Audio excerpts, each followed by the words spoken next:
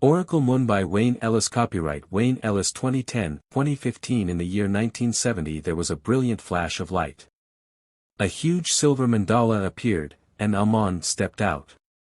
He stood in the alleyway outside an ancient Gothic church somewhere in the midst of France. He quickly and stealthily made his way across the grounds toward the grand entrance. He walked inside and across the nave, briefly standing before the seats set out for the choir. Making his way around the side alley off this area, he came to a silent halt. A priest was standing at the altar flicking through a large volume. He crept toward the priest unnoticed and took a sharp turn into the church's treasury. After scanning the room, he moved directly toward a wooden door at the end of the room and opened the sliding bolt. He raced down the stairs and into the underground wing of the treasury. Pulling out a silver mandala that was dangling inside his clothes, he noticed it was emitting a lot of heat. He lifted up his hands and there was a flash of light. Items that were stored there started falling over, some things moved around and other things even began to float in the air. A large mandala appeared and sat horizontally above the center of the room. It suddenly began rotating in a clockwise direction, but it started really slowly. The artifacts had been implanted in the ground using darker, opposing powers, but the powers that put it there were no match against the mandala. He moved his hand a little in a clockwise spinning motion, and soon the rotation of the mandala was underway. As it picked up speed, almost all of the treasure that was stored there was being taken around for the ride. However, the man wasn't concerned about this material, it had been corrupted by the dark forces anyway. What was really important was the items he was extracting now. The mandala went down into the ground, but soon returned to the surface and quickly stopped spinning. As the light faded, the man inspected the object that was sitting before him on the ground. It was a wooden casket. He grabbed the casket, formed a vertical mandala and jumped through. In Mars orbit, a Caldon galaxy cruiser slipped a dimensional mandala. She had orders to intercept an agent who was to recover lost artifacts that were very important for the future of Earth. Several hours later the ship was sailing past the moon. "Buy-in," said the ship's captain, "Lefo, scan for tiny craft. Agents have advised us that Earth is doing sorties to their moon." Lefo was tall, with the blonde hair of a Caldon, and wore a gray, robe-style uniform. "Yes," said Buy-in as his fingers danced over the holographic panel, "there is a small vehicle several thousand kilometers from the planet on a moon trajectory." Buy-in was of medium build, with blonde hair and wearing the same uniform as Lefo. A holographic image of a command and lunar module were projected from the center console. "Make the appropriate course correction," said Lefo. "It's important that their attempts are undisturbed." A silver mandala appeared, and the agent came onto the bridge. "I agree," said Arden. Arden had a tall, solid build without looking too muscular. He had blue eyes and blonde hair, and his face projected a strong, innocent wisdom. "Good. You're here," said Lefo.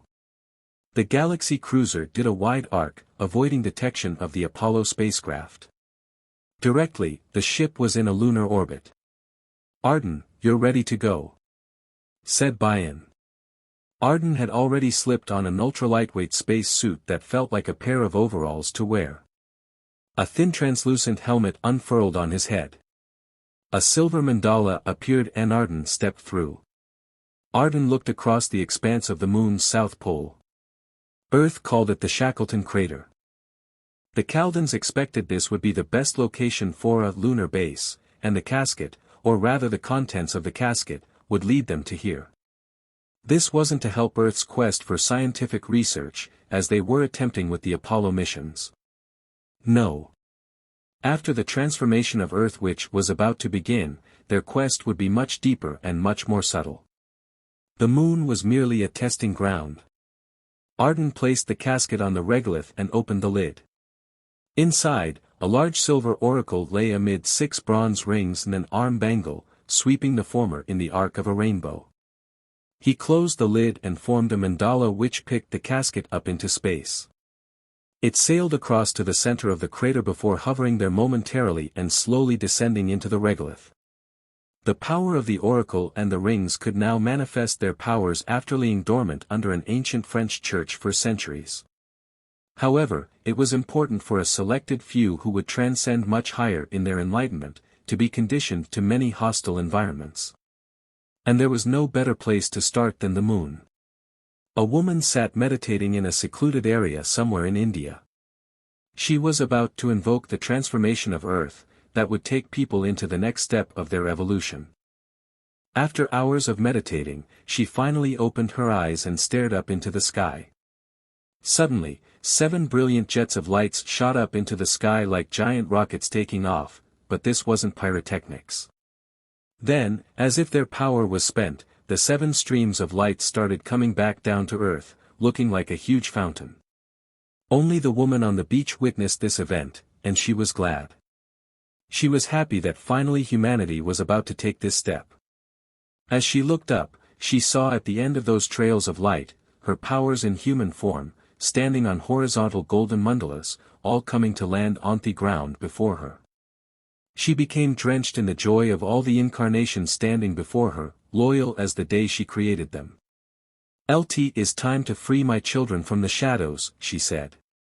In the year 1979, since 1970, she had managed to free very few people, but by the end of the decade things began to improve, so much so that she decided to hold a congregation of her most dedicated gurus, along with many others who were seeking something more. Sitting before a crowd in a venue in London, she was dressed in a beautiful red dress and seated on a simple single couch. Beside her was a bouquet of flowers. "Today, I declare I'm the one who will bring you out of the darkness of the shadows. I'm the one they call the goddess, the desire of God." She paused, staring at the crowd as if she knew exactly what everyone was thinking. Long time back, the gurus and the shadows were just that. Gurus were gurus, and the shadows were shadows. Today, in this age of confusion, I see that many gurus do not have that purity, that innocence that they must have. She paused, sipping a glass of water. The shadows are casting their negativity over the gurus. Power orientation, ego, egoist and greed are the main temptations. Just drop these things. Get rid of them. Don't indulge into them. These are traps set by the shadows. She glared at the crowd again as if analyzing everyone. Once you know this, once you achieve this, you will see it's all a play and you will become aware of the need to build confidence within yourself and become a guru. So please get your transformation and become gurus. I need more and more people to become gurus. Without the gurus casting their beautiful shining lights around this world, the shadows will spread their horrible darkness. In the years 1980-2010, for the next 30 years, the goddess traveled to many countries spreading transformation, which was the enlightenment of humanity. Once this transformation was established, then one could be called a guru. A guru is one who has self-knowledge, who has connection to the subtle knowledge and whose 7 subtle centers, which are part and parcel of our being, are activated and connected to the all-pervading desire of God. Those who established themselves the highest initially were given positions of leadership to help spread the work of enlightenment. Centers were established in many countries, and by the late 20th century many gurus were helping the goddess do her work, creating an international network. By the 21st century, gurus around the world had come a long way. Once in a bad state because of the shadows, some of them poor and some of them almost suicidal, they had achieved a status where they could live very comfortable lives indeed. This was the time that was promised a long time before. Humanity will become like prophets, and in turn they will make others into prophets. When the time was right and she knew that the gurus could finally take over her work, she decided to return to the heavens. This meant the gurus had to take the next step, not to fight the shadows, but to avoid being overcome by them. Their task was keep themselves free from the shadows' negativity, and to grow in number by spreading more and more gurus around the world. In the year 2012, Sean Cummins was in the heart of London, and he knew quite literally in the universal scheme of things that this city was the heart center of Earth. He had only been a guru for a very short time, but he had read all about the old stories of when the goddess had been on Earth during the 70s and 80s. It had been a lot of work for her to clear out all those people who had been indulging into all sorts of wrong things. Sean Cummins was 19, with brown hair. Tall and thin, he was from New Zealand. He was young enough himself to be out drinking, like many Ophi's age, but he had found the goddess. He had found selfhood. There were far more important things to be doing than wasting time with that left-pathed nonsense. He wanted to go back to the roots of Gurudom, back to where the goddess started it all here in London. He checked his location on his iPhone. He was in Westminster and not far from the temple. Soon he arrived at Chestnut Road and walked up to the gate. There were a few gurus moving around inside the house, with one standing outside. "Hello. My name is Phil Jenkins," he said. "Welcome to the City of the Moon." "I'm Sean Cummins," said Sean. One thought London was in the left heart. Well, it is, but the left path also represents the moon channel. "I feel it has some significance in your case," said Phil, staring up at the full moon that had just come over the horizon. "AML pulling to the left path." "No, not quite," said Phil. He motioned to the moon. "Coincidence?" "Oh, I see," said Sean. "There aren't any coincidences for us gurus." Phil looked out at the temple. "Have you seen it?" "No." They both walked over towards the temple, enjoying the sounds of the birds in the early evening. Sean stared at the stone monument. A huge bronze mandala covered most of the stone. "I didn't expect to see a mandala." "I thought it would be a swastika," said Sean. "The swastika is certainly significant," said Phil, "but the mandala is the power of the god and goddess aspect." Sean leaned down and put his hand on the mandala. Subtle sensations went around his body, especially his head and hands. "Strong vibrations," said Phil. Then he paused, as if in deep thought. "As you know, the goddess has moved out of her physical form and back to the heavens." "I know," said Sean sadly, "D only just begun to serve her. She's still with us, stronger now that she's transcended. It's a new era now. She's given us all the knowledge. It's up to us to take over the work." Phil touched Sean's shoulder. "Look, I'll leave you for a moment. When you're ready, come inside and join us for dinner." "Thanks, I will," said Sean. Phil walked off, and Sean looked up at the moon which had risen higher in the sky. Looking back down, he noticed the mandala had begun to glow. Suddenly, it began rotating, and he was drawn to it.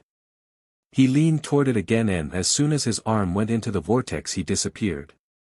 Next thing he knew, he was standing inside a huge dome. No, it was a giant stadium. He convinced himself that it wasn't that either. The only other thing it could possibly be was a spaceship, but how could that be possible? He made his way deeper into the larger open area, a little shaken. He noticed people in front of him working, as if they belonged to NASA or somewhere like that. "Okay, I'll talk to someone and ask them to beam me back to where they found me," he thought. "Hello, Sean," said a pleasant voice. "I was expecting you." Sean looked around, a little startled. "Where am I?" The man motioned his hand in the region of his heart. "She's fine," he said. "She's just moved on to other work." "Who are you?" asked Sean, now realizing this man was some sort of alien guru. "My name is Arden." "I'm from the planet Caldon," said Arden. "Did you summon me here?" asked Sean. "No. You brought yourself here freely," said Arden. "I don't understand. I was just looking at the temple, and next thing I was here." "These mandalas are temples to gurus, but they're gates to keepers and guardians," said Arden. "This is all over my head," said Sean, still feeling a little shaky. "It's okay, Sean. There's nothing to worry about. This exercise was Marilito introduce myself. I think we should discuss keepers and guardians at a later date." Arden passed Sean a talisman hanging from a cord. "What is it?" asked Sean. "Something that will guide you until we meet again," said Arden. Safe journey. He briefly saw a swiring bronze mandala, and then he was back at the Guru Lodge. Are you all right, Sean? Asked Phil, when Sean went inside. I think you'll miss dinner tonight and go straight to bed. The next day, Sean wondered when he would see Arden again. He felt like asking him many questions.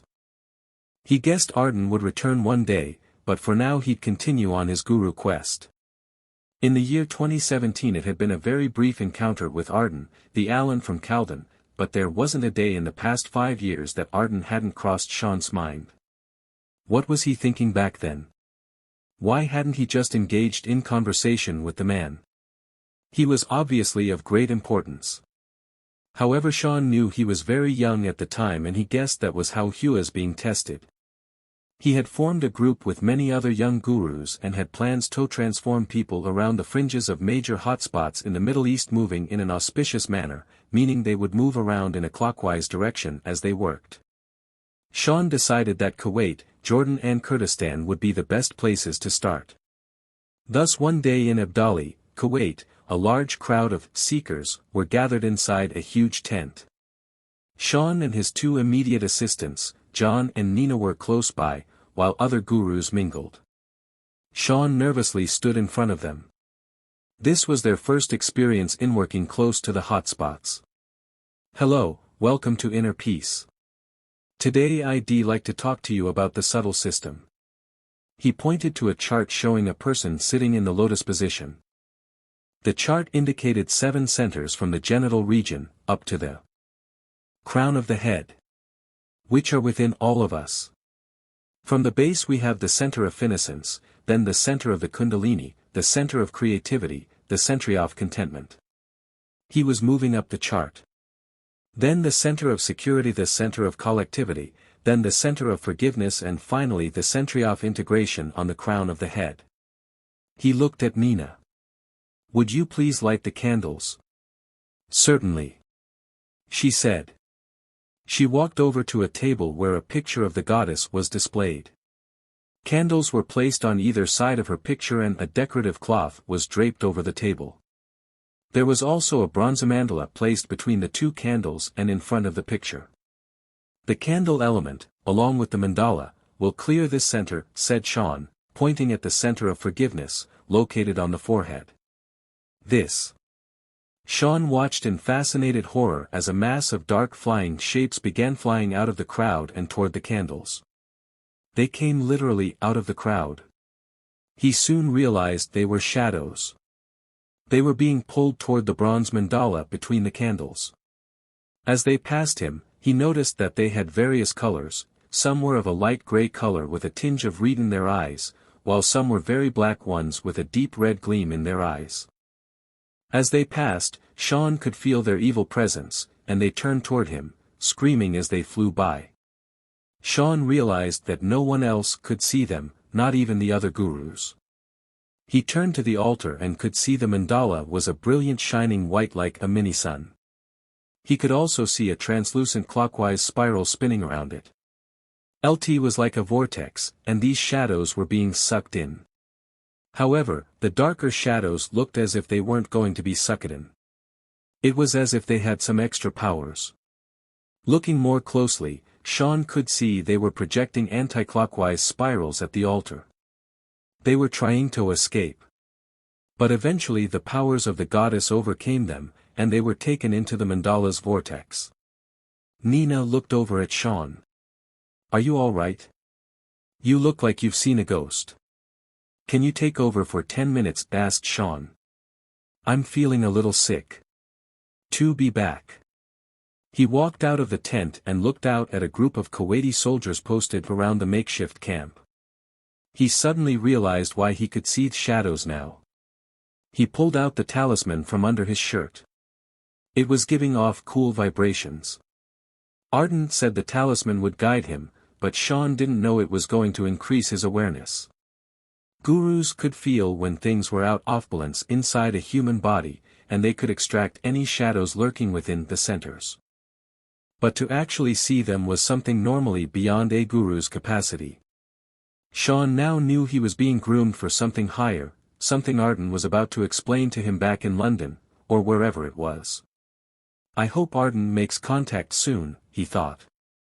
In the year 2019, 2 years later, in a large tent in northern Jordan, the same thing happened. A mass of shadows came flying out of the crowd. This time, Sean was ready and was able to smile when it was all over.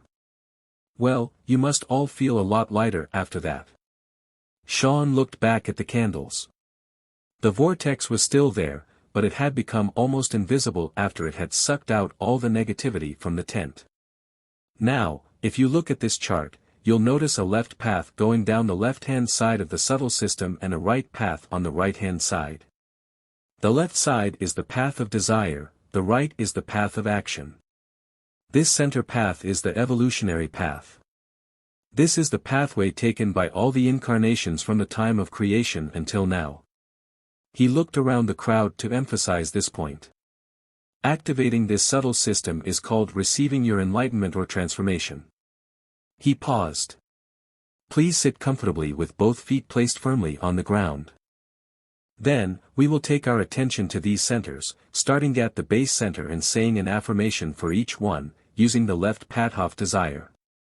Sean placed his left hand out and his right hand on his own center of creativity. This was at the bottom of his stomach on the left-hand side. As Elle explained, the left hand is your desire. So we hold this hand up toward the goddess. The right hand, being your hand of action, we place at the bottom of the stomach on the left-hand side. Now, we say to ourselves, "Oh, goddess, please make me a creative person." Then place your hand on the next center, "Please make me a contented person." Then to the next center, "Please make me a secure person." Then to the next center, "Please make me a collective person." Then place your hand on your forehead. "Please make me a forgiving person." Finally, place your hand at the top of your hand and say, "Oh, goddess, please give me my transformation." Now let's meditate for a while. While everyone was silent, with their eyes closed, Sean noticed that one of the men in the group was restless.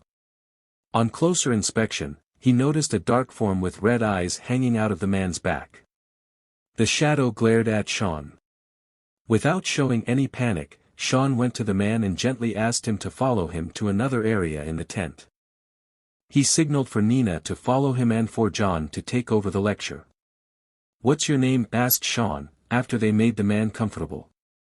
"Khaled, there is nothing to worry about. Elle just noticed your discomfort. We can do extra things to fix that." Nina placed a bucket of salt water in front of Khaled. "Put your feet in," said Sean. "Eltis really relaxing." As soon as Khaled put his feet in, Sean noticed the shadow becoming really agitated. It began to be pulled down a little toward the bucket, but not enough to dislodge it. "Nina, pass me a candle, please," said Sean. Sean took the candle and started rotating it around the center of innocence from behind Khaled. Sean could see the shadow was furious. It turned toward Sean and screamed. Sean sat back in his chair in surprise. "What is it?" asked Nina. "Nothing." The shadow disappeared from that center up to the next one. Sean rotated the candle there, and the shadow moved up to the next center. He moved the candle along Khaled's central path and toward that center, trying to corner the shadow, but the shadow kept getting away. "LT stubborn," said Sean. Nina checked with her fingers. She could feel heat in the particular center, but she couldn't see the shadow, like Sean could. When Nina walked over to the other side of the room for a moment, to find a stronger cleansing method, Sean pulled out the talisman. Suddenly, the talisman created a small vortex, much like the candle did on the altar. The shadow came out of one of the centers screaming, trying desperately to hang on to the edge of the center it was in. But the power of the talisman was too great, and the shadow was sucked into the mini-vortex. "Candles. You're all clear, Khaled." Later that evening, Sean walked back to their tent, along with the other gurus. "Tomorrow I think we'll work more on clearing specific centers," said Sean, especially after finding Khaled. "Good idea. We are now working close to shadow territory," said John. "A lovely day, nonetheless," said Nina. "It's great to see they're seeking so strongly," said Sean. "Whatever little difference we can make in this area, or near this area, will help the whole world in its transformation." Sean went for a walk to the little town later that afternoon. He thought about his talks with the other gurus about making a difference to the whole world. Gurus had been doing this work for years. Yes, they had continued to do what the goddess had asked, to spread transformation and make people shadowless. But what happened to the shadows when they were moved on? Who managed them after the gurus released them from their innocent hosts? Heck, knew they infected new hosts, but as the guru population increased there were fewer and fewer places for them to hide. When he thought about it, it made sense. They were reverting to the way it was a long time ago. The gurus were becoming real gurus, and the shadows were becoming real shadows. The more gurudom spread, the less chance there was of gurus being infected. That would mean the shadows were possibly just hanging around the superconscious and being used by sorcerers. He knew as a guru that it wasn't his concern. However, he couldn't help thinking about it more and more, since this new awareness from the talisman came into his senses. He pulled out the talisman and checked it. It was giving off strong vibrations. The talisman was not only increasing his awareness, but also building his sensitivity, his knowledge for something higher. But what did Arden want him for? Something beyond gurudom. In the year 2020 Sean's group journeyed to Kurdistan a year later. On the first day, events were similar to what had occurred in Kuwait and Jordan, with more shadows flying toward the altar and more extra clearing. By this time, Sean was becoming really curious about where all these negative forces were going. "Feel it. Feel that subtle energy on your fingertips," said Sean to his latest group of seekers. This was the second day, and people were generally clearing out very well. "Yes. We can feel it," said a young man in the front row. "I can feel it on my head, too." "Yes, that subtle energy coming out like a fountain on top of your head," said Sean. "Once that has happened, these main subtle centers begin to activate. You may feel some heat at these points as the centers will need time to clear. For instance, if there's a problem with the heart center on theft, it would cause pain on your little finger on the left side. "How do we fix these, catches?" asked a lady at the back. "Well, we have clearing methods that can clear particular centers," said Sean, "like salty foot soaks and candle treatments, but we can talk about specific clearing at tomorrow's program. For now, you must meditate morning and evening. You will sleep well tonight," said Sean, talking to one of the men a little later. "I feel so relaxed I don't want to go home," he replied. "Well, you didn't ask many questions. This usually means you're in meditation," said Sean. "Well done. Keep it up." "What happens when you all go?" asked the other man. "Well, we can't stay forever. Someone else has to lead the group," said Sean. "Well, I can feel there is something important about gurudom." Later, Sean was walking down the path to the hostel when two men dressed in militant attire bailed him up. "There's that Westerner that's been spreading blasphemy," said one of the men. He pulled a knife from his jacket. "Who are you?" snapped Sean. The closest man grabbed Sean and held the knife to his back. "Move." At that moment Sean saw a flash of red in the man's eyes. He knew. These were shadows, and they were being controlled by a sorcerer. The men bundled Sean into the back seat of a crew cab Duta and took off down the road. "Where are you taking me?" demanded Sean, after they'd been driving for several hours. He knew he wasn't in a position to demand anything. Nonetheless, he was going to use all the guru power that he could muster and was ready to die with strength and honor. "Shut up." The leader raised his gun to hit Sean, but hesitated, sneering nastily. "No. You must look your best when you give your little presentation." Soon they came upon a big terrorist camp on the edge of a desert area.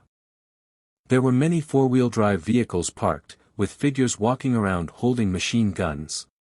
And that's when Sean saw a balaclava-clad figure standing out in the desert.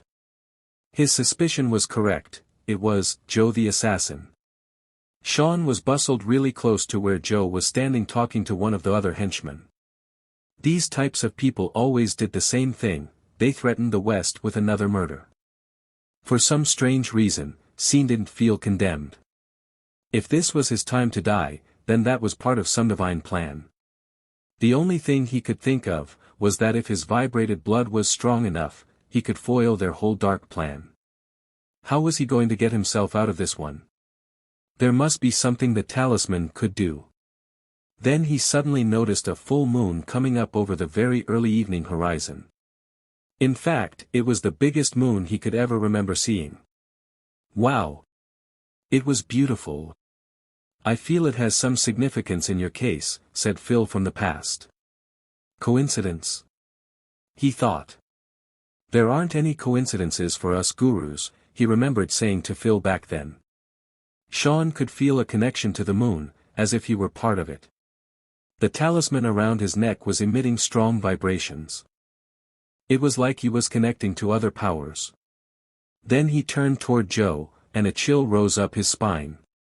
Things were far worse than he could ever imagine, and somehow the moon, along with the talisman, had revealed it. He could now see Joe in a whole new light. Behind that balaclava gleamed large, red glowing eyes. His hands were now a shadowy black, and as Sean watched he could see Joe projecting shadows, much like the darker ones he'd been clearing from the new gurus. He was directing these shadows toward his men, as if he were controlling them, controlling shadows to send his dark orders to. His suspicions were right, the shadows were definitely being used by sorcerers. One of the controlled shadows came toward him, screaming in torture. Sean stepped back in surprise, but the shadow was repelled by his talisman. Joe was talking to someone, but he hesitated and turned to look directly at Sean. Sean knew the sorcerer knew he knew. This whole thing about these terrorists spreading their beliefs around the Middle East was that it was just a smoke screen to enable this monster, or other monsters like him, to do whatever they were doing. It had nothing to do with religion. But what were they? What were they doing? What did these shadow demons want? Joe started walking toward Sean, as a much larger shadow shot out of the sorcerer's forehead and went up in the sky like a missile. Directly, it returned and struck him where it came from. Just when he thought this was a big enough monster, there was an even bigger one somewhere else, thought Sean. The shadow had sent a messagito his master and received a prompt response. Sean knew what the message was. Be prompt. No talking. Don't take us prisoner. Kill immediately. Sean thought about running, but then he was suddenly shoved toward Joe. That monster was bad enough as an assassin, but then he turned out to be some sort of shadow demon. Suddenly, he was right in front of Joe, and those big red eyes were glaring down at him. You can see me, can't you, Guardian? Roared Joe. Guardian? Asked Sean meekly. What are you talking about? Pretty weak for a guardian, though, he mused. One bet the others aren't too far behind. Where are the other guardians? He pointed at Sean with his knife. Sean remembered Arden mentioning something about keepers and guardians years ago. Something about temples being gates, what was it he said? Your time is over, Guardian, said Joe, beginning to raise a large knife. Your death will deliver the rest of them to me. Somehow, during that threatening experience, Sean remembered the words clearly, their gates to keepers and guardians. He pulled out the talisman. Joe hesitated when he saw it. You do have a weapon, roared Joe. I'm not a guardian. I'm a guru, said Sean, trying to be strong in this moment. If he was going to die, he wanted to die standing up to this demon and being as fearless as he possibly could. A guru, roared Joe. Still an enemy of the shadows. Sean ignored the demon and focused on the talisman. That was his ticket out of here, he realized that now. Just as he sensed Joe readying his knife again, the talisman started spiraling energy in a clockwise direction. Suddenly, that energy shot out of the small disc and struck Joe's hand. Joe was thrown back, roaring with pain from in his hand and arm. Temporarily stunned, Joe tripped and fell on his backside. The henchman who was standing beside Sean raised his machine gun, but Sean was suddenly enveloped in a spiral of energy and disappeared. "You made it," said Arden, after Sean materialized on his ship. Arden looked at Sean, not giving away his thoughts. "That means your status has changed from potential to probationary." Sean was hesitant but defiant. Finally, he was to meet Arden again. He was speechless for a while, a little shaken after the encounter with the demon. "You mean because I survived the first encounter, I move on to the next stage?" asked Sean. "We are staging a very careful advancement on the shadows at the moment. Your progression is part of that." Sean was silent. "From now on I'll need you to take a more active role," said Arden. "That will mean the work you currently do under the goddess has ended. You are now working directly for me. The others are well versed enough to carry on with the work." Sean nodded. "Now, I need you to help protect the gurus." Sean was a little shocked, but he had been half expecting something like this to happen. "Joe the Assassin, as the West has been calling him," said Sean after a while. "He called me a guardian." "That's the name of your new role," said Arden. "You could call a guardian an enlightened soldier, but a guardian isn't part of any military. A guardian is part of a collective force, you could say, and only very few gurus are chosen to join that force.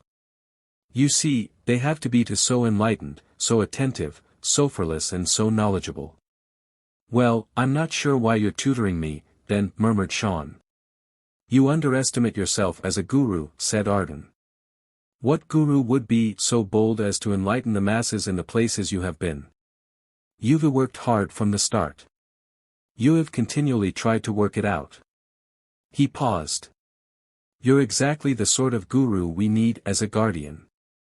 "Thanks," said Sean, but still feeling like the whole world had been placed on his shoulders. "Okay, so I'm a new guardian. These enemies of ours, the shadows. What are they?" "Joe the Assassin, as you call him, is a shadow lord. That means his army, or shadow drones, are under his control." "You mean the shadows he conjures up?" asked Sean. "I mean all of them," said Arden. "LT doesn't matter if they're dead or alive. If he controls them, they're his drones. So the dead ones are like connections in his network," said Sean. "Precisely," said Arden. "His master does this on a grander scale, but he has direct control over his lords, and the drones, if he pleases." "Okay, so there are lords and masters of the lords in this shadow charade," said Sean. He pulled out the talisman. "What's the connection between this talisman and the moon? You know about the left and right paths, or should I say left and right ways?" "Ways?" asked Sean. "Same as the paths within human beings, but ways are more universal. For example, when we talk of planets and galaxies, as you know, normally the moon pulls you to the left way," said Arden.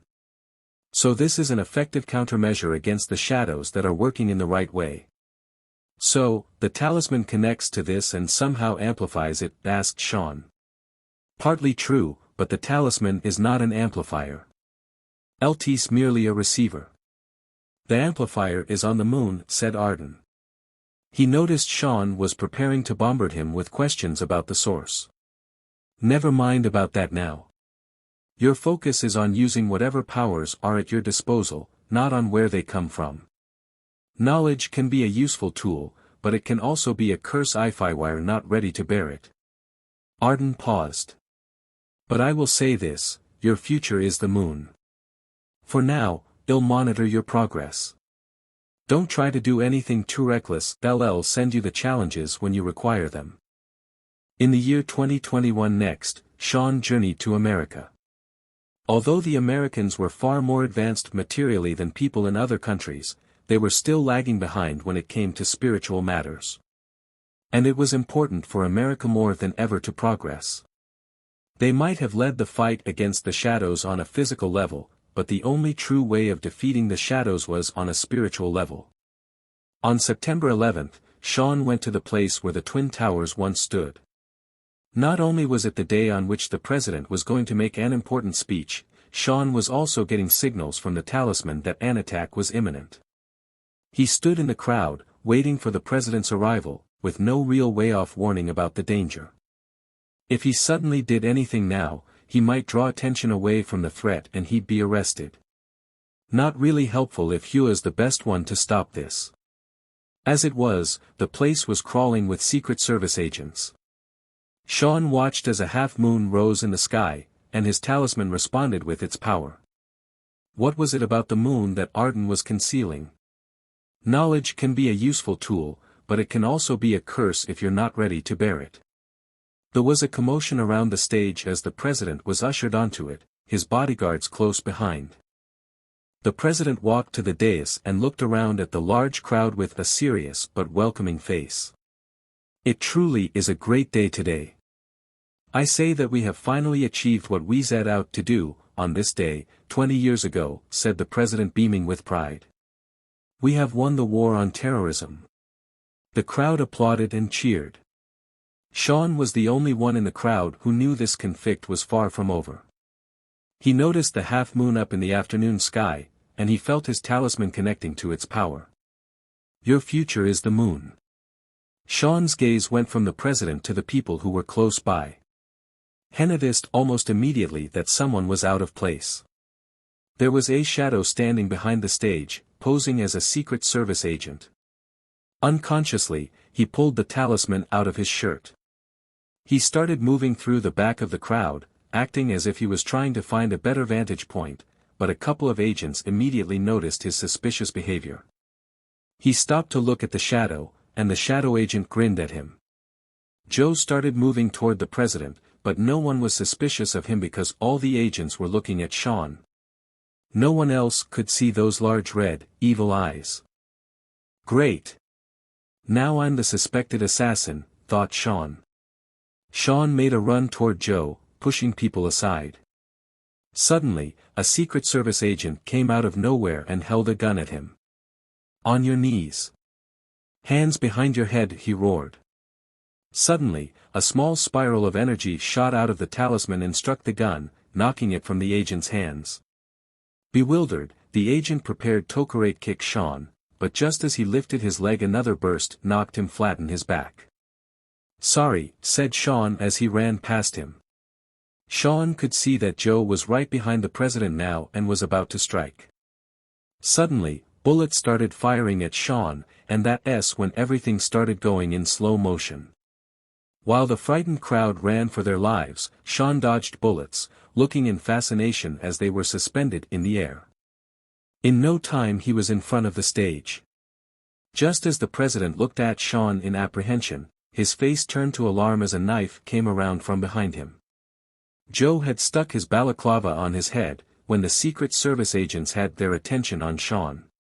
Now Joe stood close to the mic. Oh, my, what a trophy. Sean could see he was about to assassinate the president. He raised his hand in protest, and a massive surge of spiraling energy came from the talisman, traveling up his arm and out through the palm of his hand. Joe was thrown back, landing roughly on the ground. In the meantime the president's bodyguards rushed the president from the stage. As Joe stood up, bullets showered down on him from all different angles.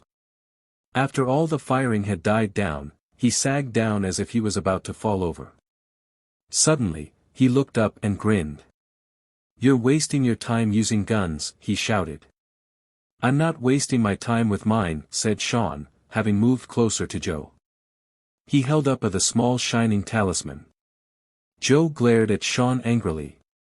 LT amuses me why you have that little pretend object. Where's the Draco? That must be the name of the amplifier, thought Sean.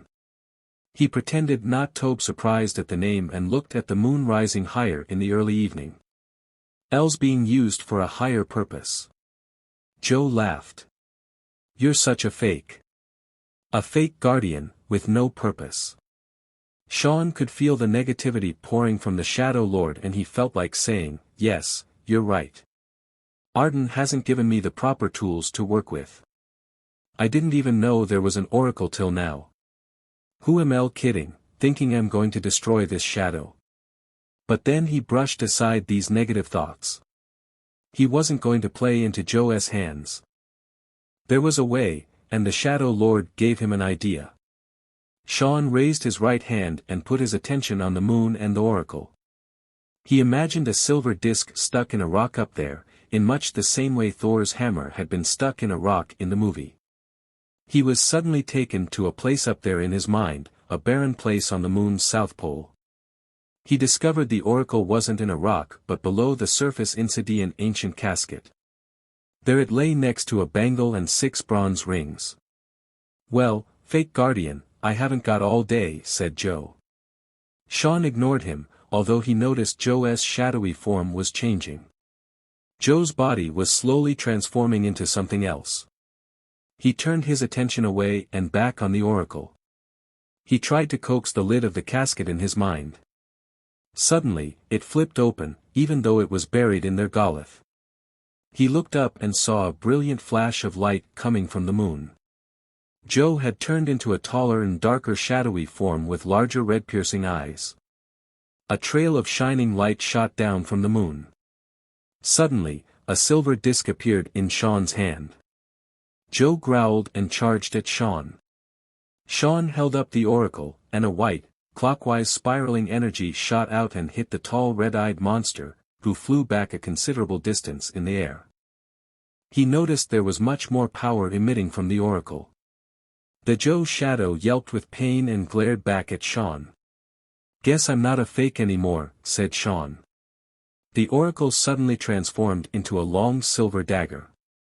Sean stared at the dagger. "It can transform itself," he thought in amazement. Sean looked at the dagger and looked at Joe and was about to hurl it at him, when a large dark portal appeared behind the shadow. Sean knew through the oracle that the portal had been spawned from the Shadow Master. He was attempting to pull Joe out of this fight. Joe hesitated. "We still have unfinished business, Guardian." He turned and jumped through the portal. "In the year 2025 he got away," said Sean. "I finally got the oracle. I had the dagger in my hand. Then he fled. And he was the last one to do so," said Arden. "You see, just as you became a true guardian, the rest of your brethren had bailed up the Shadow Master and his remaining lords." Sean and Arden were chatting on the veranda of Sean's Auckland home. What happened? There were 9 Shadow Lords throughout the Middle East, controlling 9 different terrorist groups. They were called the Circle of the Nine. Of course, there were also 9 guardians from many different worlds, you being one of them. You were successful in removing your nemesis from the League. And a part of that work was what you did as a guru. "But he got away," insisted Sean. "Perhaps, but he was removed from the Earth realms nonetheless," said Arden. "Shadows aren't always destroyed. Sometimes they're just moved on. Causing trouble somewhere else," said Sean. "As you know, we've been aiding the Americans, Europeans and Australians at the physical level all along. Sometimes this was so they didn't kill too many because then we'd have an influx of shadow drones into the superconscious. I've explained before how shadow drones are used by lords. Masters project them globally to trigger the lone wolf attacks, even creeping into subtly spiritual countries like Australia." Sean thought Joe's transformation had looked a little like a dark form of Wolverine. "Don't talk to me about wolves." "So once all the lords are disabled, they are taken within the Shadow Master." "You mean he's obsessed by all his lords?" asked Sean. "No. He absorbs them into his being." He paused. Once the lords were pushed out of the Middle East, the Master knew he had to move from his scuzzy little place on Earth to re-establish his strengths. How did Joe think he was going to change everything by assassinating the president at his important speech? Amused Sean. That's their weakness. "Ego," said Arden. "Joe is a particularly cunning and evil lord. Not only does he invoke fear across the global media. On the spiritual side he's manufacturing shadow drones.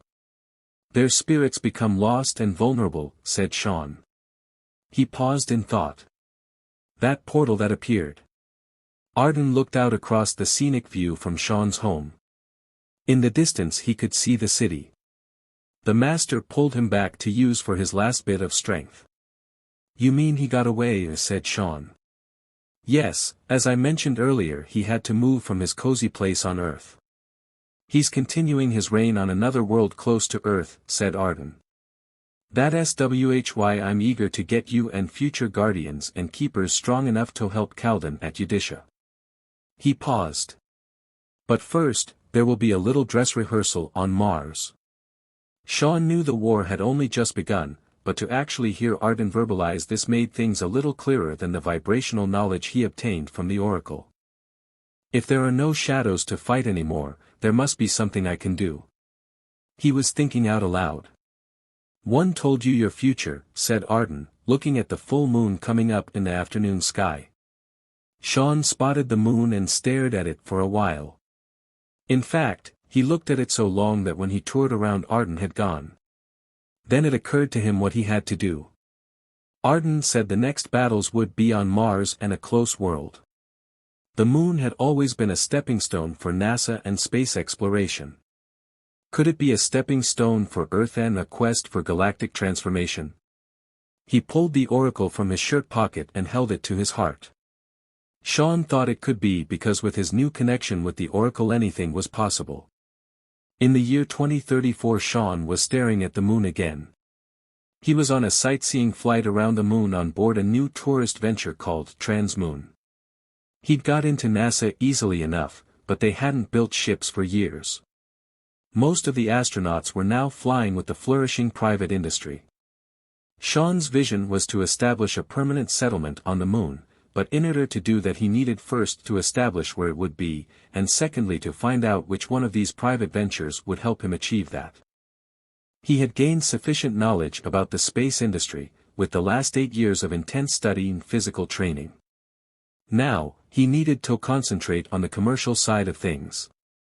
He needed either to convince one of these private space ventures to take on his vision, or somehow take Iden himself. The reason for establishing a base on the moon was that the base had to be viable. To send a group of guardians to the closest world to help in a galactic transformation wasn't going to be enough. There might be many gurus now, but a lot of them were of the mindset, if we've already been transformed beyond time and space, why do we need to actually cross them? Sean couldn't argue with them, they were right. Space wasn't the place for gurus. It was only for guardians. They were required to go beyond time and space, both spiritually and physically. Guardians had to be one step in front of their younger brothers and sisters, for their protection. He looked out of the circular window of the spacecraft and stared at the surface of the moon. His first thoughts weren't positive. It looked barren and desolate and very isolated. But then he connected with the moon at a more subtle level and could feel a sense of something much more powerful and all-pervading. It was like the Spirit of God was shining. Coolness emitting from the oracle confirmed this from within his spacesuit pocket. It was the spirit of the left way. His pathway has been all about the left way. He remembered what the goddess had said, first you must establish your left path. Then I need you to work very hard on the right path. Was he establishing the left way of future guardians? It was a scary thought. There was definitely more at stake here than building bases and creating an industry on the moon. They entered lunar orbit, and the no seatbelt light came on above Thepasanger's heads. Sean released his seatbelt and watched in amusement as other passengers lost their flexible smartphones, ultra-thin tablets and water bottles to the zero gravity. He floated toward his circular viewing window and stared down at the surface of the moon. He was so close he could almost feel the desolation off this world. That was the ultimate test for guardians, like gurus of the past who went up on mountain tops to obtain their enlightenment. This test was to go beyond the test of self, this was the test of will. He took the oracle out of his suit pocket and held it toward the moon. Heckner the oracle came down from the moon, but its origin was Earth. It had been positioned on the moon for a purpose. Apart from the powers of the moon itself, he could feel some other connection. His attention was suddenly drawn to the south pole of the moon, and for a split second he saw a flash of light. Then, a bright rainbow appeared for another second and vanished. He groped for his flexible smartphone within his pocket and pulled it out, pointing it to where he had seen the rainbow. He missed taking a picture, but Google Moon Maps told him the position was Shackleton Crater. Your future is the moon. That was where the base had to be built. The oracle was placed there, and there in the same casket were 6 bronze rings and a bangle, the rings of the keepers. The oracle told him the rings and the bangle were to be worn by 7 primary keepers, but in all there would be 42. 42 keepers and 1 guardian would make up a collective force. But there hadn't been a collective force so far, only himself. He needed the keepers to make up that force. It would make sense to make up the staff numbers on the moon with keepers. In any case, without the keepers he wouldn't have enough power to defeat a Shadow Lord if one happened to come uninvited to the moon. He had to make sure Earth was ready for the first, external, attack from the shadows. In the year 2048 Trans-Moon had a new spacecraft that could land on the moon. It was called a Lunar Cargo Lander, or LCL, and it looked a lot like an aeroplane without any wings or tail. It had 4 landing legs, 2 at the front and 2 at the back. Its primary use would be to transport tourists and cargo between the Moon and International Space Station 2, known as ISS-2. It was built at the space station with parts ferried up by Virgin Galactic. 3 astronauts embarked on its first test flight to the moon. Brian Mason was the pilot, Neil Tyler the representative of Trans-Moon, and Sean the recently appointed Moonbase director of the half-built Moonbase at Shackleton Crater. Brian, an American, had a muscular build and brown hair. He had spent many years in the Navy as a pilot before becoming a test pilot for NASA. Neil, by way of contrast, was a thin, nervous man with glasses who was more accustomed to sitting in board rooms than going on field trips. 14 years later, Sean was once again looking out the circular window of another spacecraft at the moon. "Still a barren old rock," commented Brian. "Yes, but we might be able to shed some light on it," said Sean. "You mean commercial light," said Brian. "No nation will support this venture until it makes a profit," said Sean. "The only way is to mine helium-3. To fuel these new fusion drives," said Brian. "Companies down there don't care about spaceships," said Sean, "but there's much interest from airline companies in using this technology for cheaper and faster travel across the globe." There was silence for a while. "That's not the ultimate goal, though, is it?" asked Brian. Sean looked at the man with a smile. "You know, you're the first one to ask me that." "No, there is a bigger picture. I plan to build a bigger spacecraft and go to Mars, and beyond." A few hours later they were approaching lunar orbit. "Strap in, guys," said Brian, cutting in the retro rockets to slow their approach. "We'll be landing soon." Sean looked out at the barren landscape that was coming closer and closer. He held his hand on the oracle to focus on the powers of the keeprings. Suddenly, an explosion was heard outside. "Someone's firing at us," said Neil in shocked surprise. "Shadows," said Sean, trying to visualize a shield around the ship. "Their energy weapons would cut through this ship like butter." "Who the hell?" snapped Brian. "You know, when you asked about my ultimate goal," said Sean. "This is it. Fly lower." Brian dropped the LCL down in a lower altitude as another energy weapon shot past them. They were sitting ducks, thought Sean. "What is it?" asked Brian, frantically working on the glass panel computer console. "Them. The shadows," said Sean. *, "They once lived amongst us on Earth. Now they're upset that we drove them out." "Shadows?" asked Neil nervously. Sean could see Neil wasn't handling this very well. Another shot was fired. This time the lights dimmed and there was some electrical damage. "They're going to kill us," said Neil. "Apparently my shield isn't strong enough," said Sean. Probably because don't have any keepers yet, he thought to himself. Well, you'd better increase its strength, said Brian. He didn't understand where the protective power was coming from, but his sensors were telling him it was there. I don't think I can fire at them, said Sean. But he imagined the shield expanding like a sonic explosion. The alien ship was struck, knocking it back into a higher altitude. You did it, said Brian. It's not over yet, said Sean. How far is Moon Base? We're under 100 kilometers away, said Brian, increasing the propulsion. Stick your helmets on. After some low flying over the lunar surface, they suddenly heard explosions around them again. This time, one of the shots managed to hit their rear rockets. Hang on. This will be a rough landing. Neil was holding onto his seat with white knuckles, while Sean had his eyes closed, focusing on the power of the Oracle shield. They came down fast, but Brian had had many hours of training in prototypes with NASA.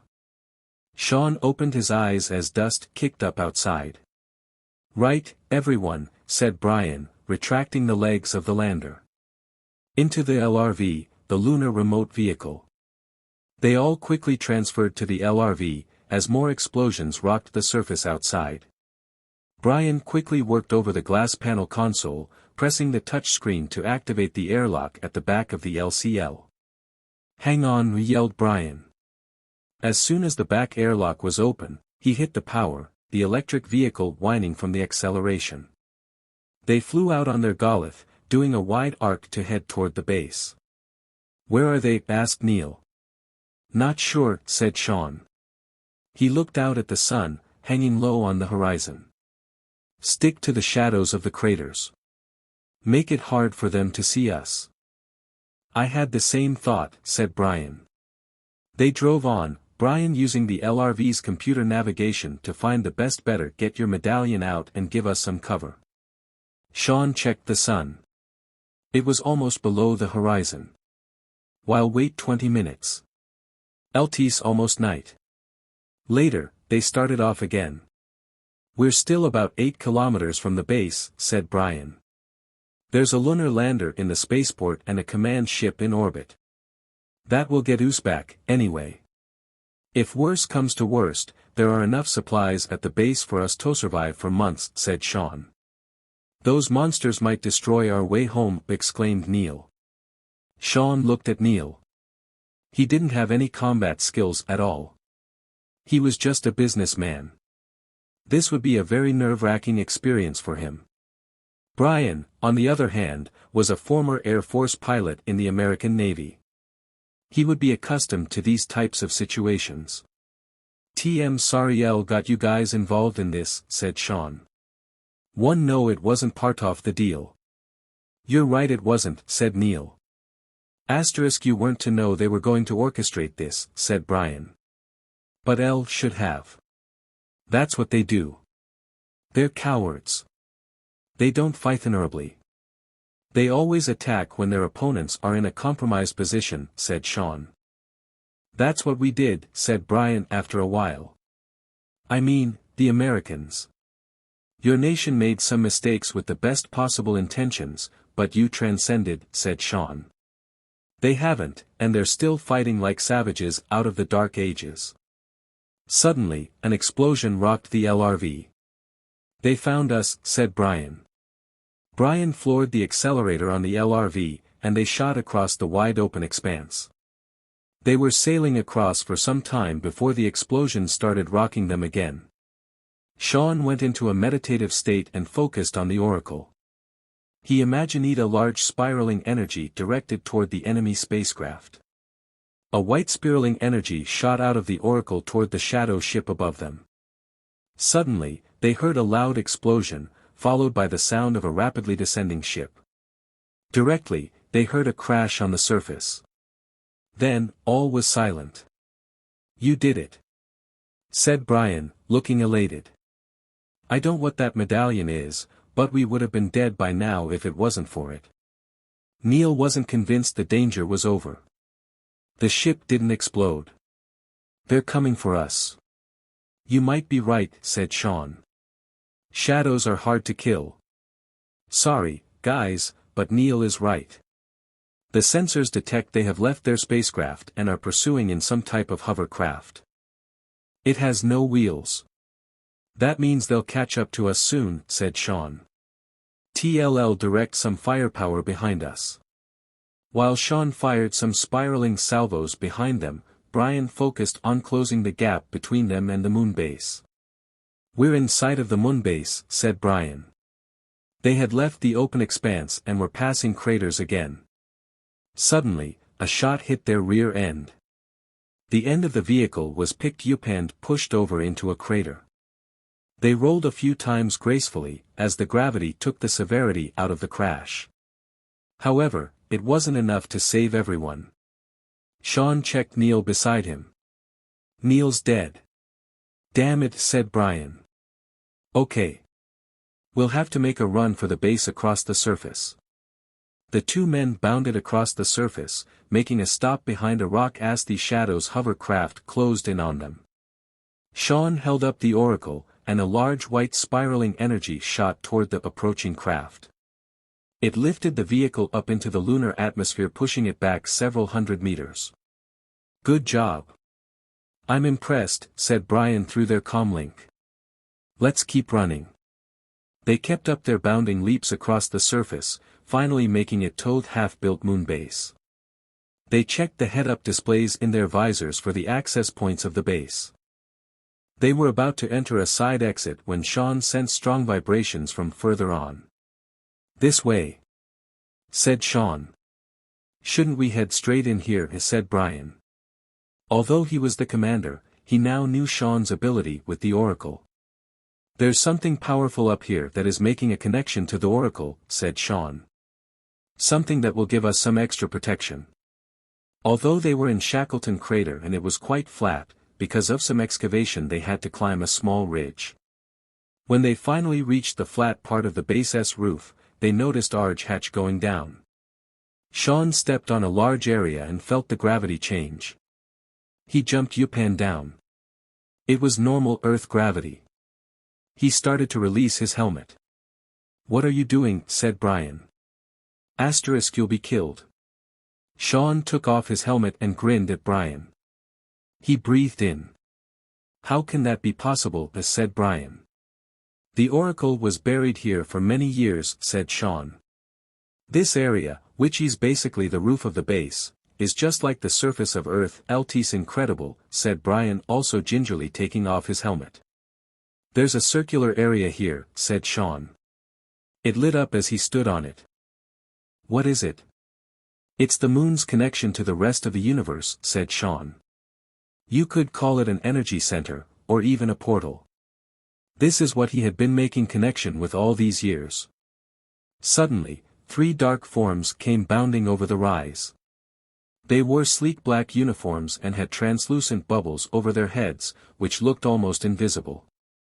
Under that bubble were shadowy heads, and the only thing that gave their face some distinction were the bright red slits for eyes. We meet again, Guardian, said their leader. Sean recognized the voice immediately. It was Joe, but his accent had changed slightly. He didn't need his terrorist disguise anymore. He was now attacking the Earth externally. Joe was probably part of some broader shadow terror group, which many shadows were not privy to, until they become worthy enough to join. Joe. I see you have stepped up in the world, said Sean. If that's what you call it. Very sentimental of you, Guardian, said Joe. But I'm not here for sentiments. My name isn't Joe. Never was. Lam Garos. The 3 shadows raised guns which looked like something out of a sci-fi movie. Sean looked at the energy guns and held up the Oracle. Brian stood behind Sean, wishing he had some type of weapon right now. Suddenly, the circle below the 2 men lit up, and the Oracle lit up even more brightly in response. The shadows fired in unison, and the energy rays were absorbed. The Oracle expanded as its power increased. Not only was it holding back the energy beams, it pushed the 3 beams back toward the 3 shadows. Sean knew the powers were coming from the keeper rings below and that conventional weapons were no match. The energy picked up the three shadows and hurled them over the rise, their bodies flying gracefully to the ground below. "Are they dead?" asked Brian. "Probably not," said Sean.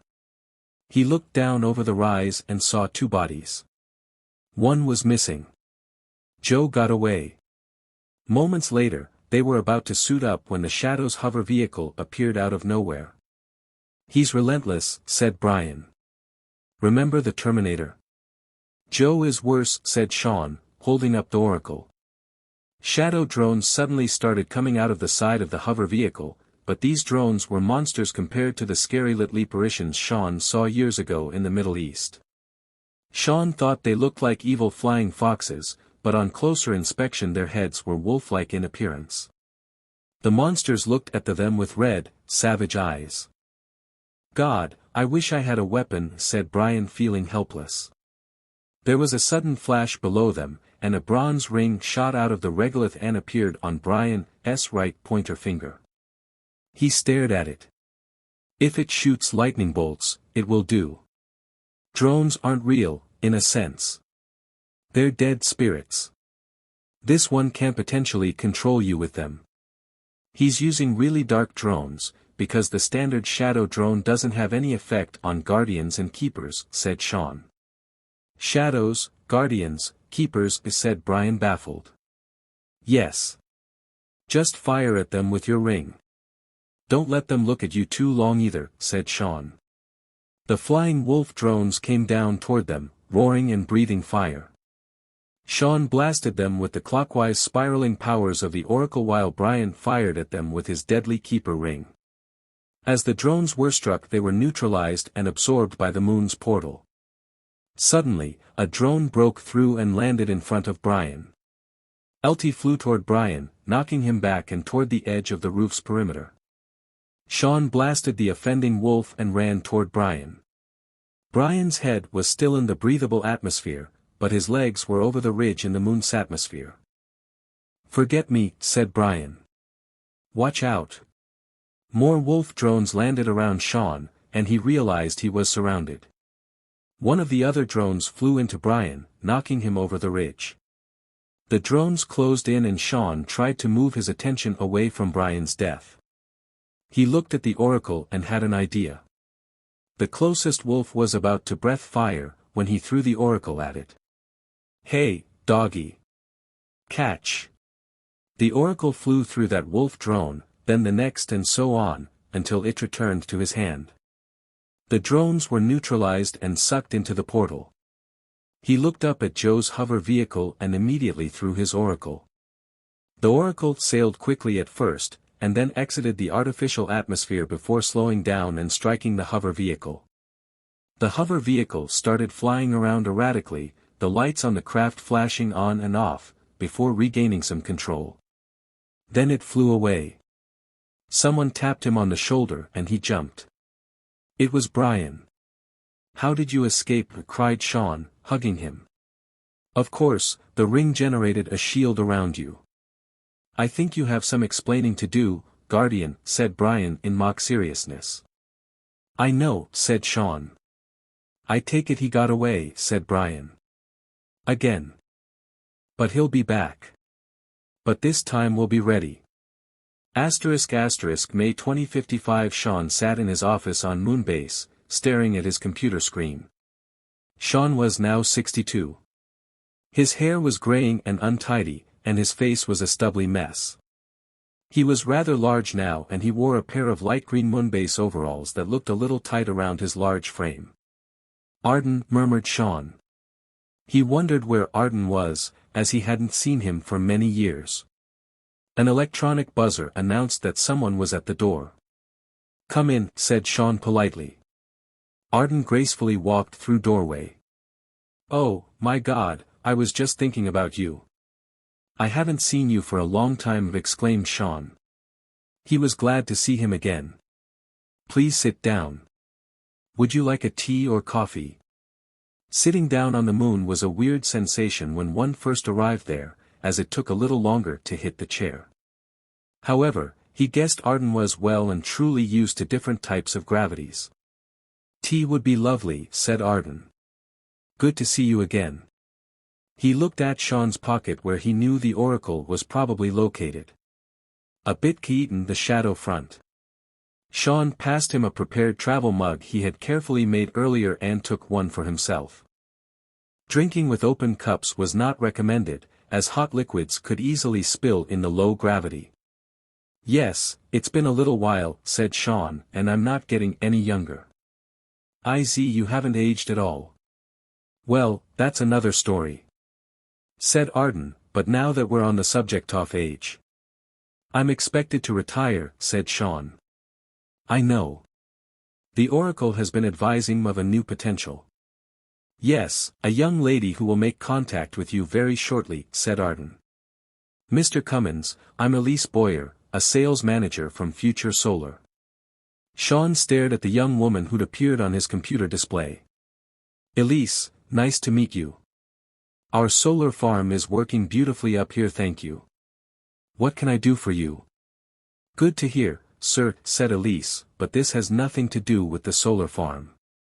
I would like to tour your base, to get to know more about the mining operations there." "Oh, something your company's working on?" Sean suddenly knew that this was the new potential guardian Arden had spoken about a month before. No. It's just a personal venture. I'll be coming up as a tourist," said Elise. *, you're welcome to come up.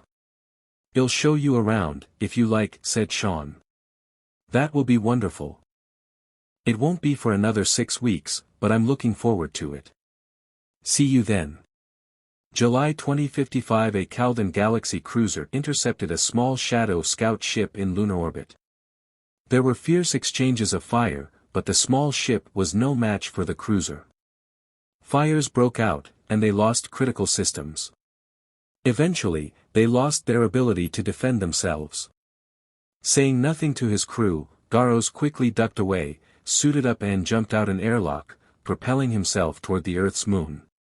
His ship exploded into flames a short time later. Garros was free-falling to the moon's surface, like a parachutist falling out of a plane. Presently, he read the altimeter inside his soft, translucent space helmet. If he misjudged his landing, he was going to be spread out all over the place, just like all the rocks he could see down there on the surface. He gave a verbal command to his suit's computer, and tiny rockets ignited from his feet and elbows. The regolith slowed its race toward him. A few meters from the surface he hit the rockets and suddenly fell to the surface. The moon's gravity was weak and so his fall turned out to be a little slower than he'd expected. As he gave further verbal commands, oxygen supply and geographical information flashed inside his helmet. He was only a few kilometers away from the Guardian base. His body transformed from a dark, evil shadowy form back into human form. Once his transformation was complete, he immediately set off toward the base. After a short time, he was doing quite large leaps across the lunar surface. Sean was in his office when a sudden rush of negativity washed over him. He touched the oracle and felt it emanating heat. He expanded his senses through the oracle, searching for the source. His mind projected around the base where he found nothing. Then he started searching further out. He could feel, rather than see, his attention combing out several kilometers from the base. Steering toward where it felt hotter, soon he located the source of that heat. A lone shadow was out there running toward the base. He stood up suddenly, grabbing the oracle, and raced down toward mining operations. Sean jumped into a lunar buggy and made his way out onto the surface. "Bow," said Sean over his spacesuit comlink as he arrived at the mine. "Yes, boss," said Arnold Bow, the foreman of the worksite. "Get everyone inside." "We have a situation on the surface," said Sean. "I was digging up the moon one day," sang Ray Jefferson over the comlink. He chuckled. "I love this job." "Don't give up your moon job," said Bow. "Sorry, boss." "Will do." "Why? What's up?" "Hey, John, back your tipper up a little," will you? Ray's struggling to load you on the uneven surface. Immediately, said Sean. You got it. As Sean returned to the main door, he heard a voice inside his head. Sean, it's Arden.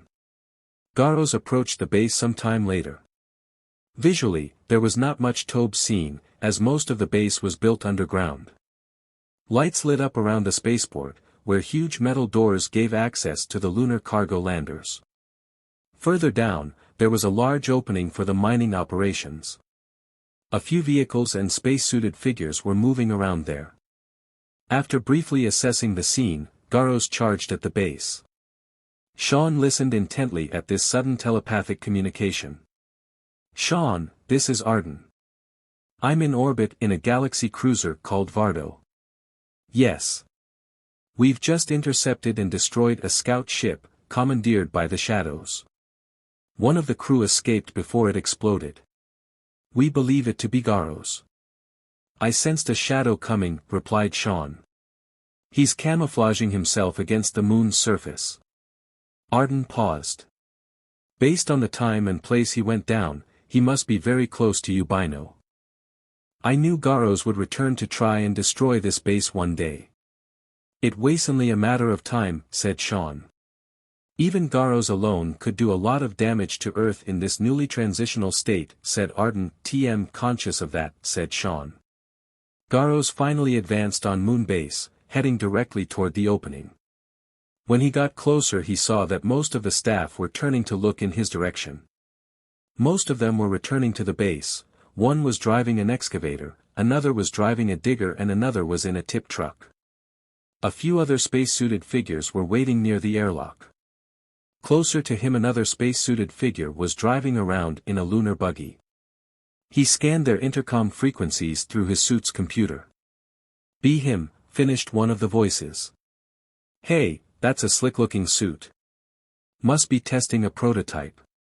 The lunar buggy raced over toward him on a collision course, forcing Garros to make a wide arc and run toward the main airlock. Sean kept quiet, keeping his identity hidden for the moment. Grab that guy, said another voice. Keep away from him, warned Sean. Garros moved with such speed and agility that all the other spacesuited figures just stood there in disbelief. Garros made it down to the mining operations main doors in no time, pushing a couple of suits out of his way. Studying the controls on the outer airlock, he hit the switch. The door came down and the room was being pressurized. Once the room was pressurized, his translucent helmet started receding into his suit. He looked around the workshop, a spare buggy, a few large capsules full of helium-3, spacesuits and tools spread about the area. He was scanning the room for some type of weapon, when something caught his eye. It was a gun-shaped object along with a tripod. He picked up the instrument, ignoring the tripod, and studied it closely. Yes, he knew what this was and pushed the trigger. A foot-long laser beam shot out of the instrument. He knew it wasn't really a weapon, but it would serve its own. There was a clang at the airlock. The humans from the moon's surface were preparing to decompress the room. He walked over to the inner airlock and waved a wrist-banded device across the electronic device that was sealing it. After a pause, it opened. He quickly went inside and made his way into the base. As he walked, he gave his suit's computer a command, transforming his sleek-looking spacesuit into the Moonbase light green overalls. Moonbase was built within volcanic lava tubes under the moon's surface. The lava tubes were created millions of years before when the moon very young. All they had to do in the base's construction was to seal the access holes. One was big enough for the spaceport, another for surface access. Some additional excavation had to be done to create rooms and other spaces, but apart from moving in the contents, that was basically it. Garros entered one of those lava tubes now. Along each side were rows of doors that served as the Moon Community's living spaces. When he reached the end, it opened out to an amenities area. This included a galley, dining area, recreation area, shops and toilets. Several staff were sitting around eating and chatting, while others watched television on ultra-slim panels hanging on the lava tube walls. He eyed computer terminals, which were basically glass panels sitting on top of posts, and moonwalked his way over to them. A few meters away from the computers, he held his wrist up. The device on his wrist immediately downloaded whatever it could, overcoming any encryption it may have encountered. A small head-up display shot out of his wrist, which he studied briefly. Sean and the team were finally about to release the seal on the outer airlock and enter. "Who the hell was that guy?" snapped Arnold Bow as he took off his large bubbled space helmet. "He sure was a slippery little fellow." "Can't be human," said Ray Jefferson as he took his helmet off. "Did you see that suit? I haven't seen any reports of prototypes like that. We'd better be careful," warned Sean. "The network has gone down. I couldn't get through to customs to warn them." Sean looked toward the inner airlock. "Not many places to hide inside the base," replied Jefferson. "Shouldn't be too hard to find him." Sean looked at Jefferson with a serious look and said nothing. He opened the airlock and started leaping through the tunnel. "Where are you going?" asked Bow. "I'm going to warn the customs guys," called Sean, not stopping. Quickly dumping his spacesuit, Sean raced through the main tunnel until he came to the amenities area. He noticed the people there hadn't suspected any intruder as yet. After the amenities area he went through a short tube, where he came to a fork in the lava tubes. Feeling heat from the Oracle, he veered to his right and entered the base's generation area. Power was stored here in many batteries which came from the massive solar farm on the surface. Oxygen was converted here, from water that came out of the ground a few kilometers from the base at Shackleton Crater. Scrubbers worked here also, keeping the air clean throughout the base by venting carbon dioxide outside. Sean saw Garros trying to sabotage the oxygen processing plant with a laser cutting tool. He'd already destroyed several of the scrubber units. "If you keep doing that," said Sean calmly, "we won't be able to breathe." "That's what I'm hoping," replied Garros. He soon realized the older man was Sean. Well. Haven't you got old?" The Shadow's voice was piercing and radiated negativity, but Sean was well accustomed to it. "I might be old, but I'm still very dangerous," said Sean. Garros charged at Sean, who jumped behind the processing plant. The cutting tool clipped a piece of metal from it. "Your Caldon friends destroyed our ship," snarled Garros, moving around the plant to find Sean. "You!" Sean karate-kicked the cutting tool from Garros's hand, and then kicked him to the ground.